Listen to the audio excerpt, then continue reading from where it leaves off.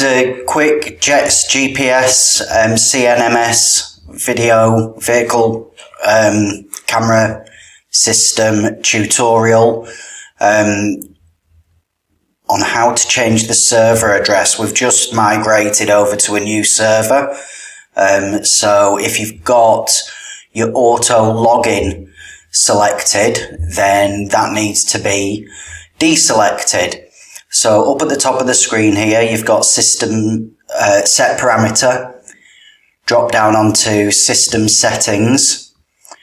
And in the system set, if you've got auto login ticked, you just need to untick it,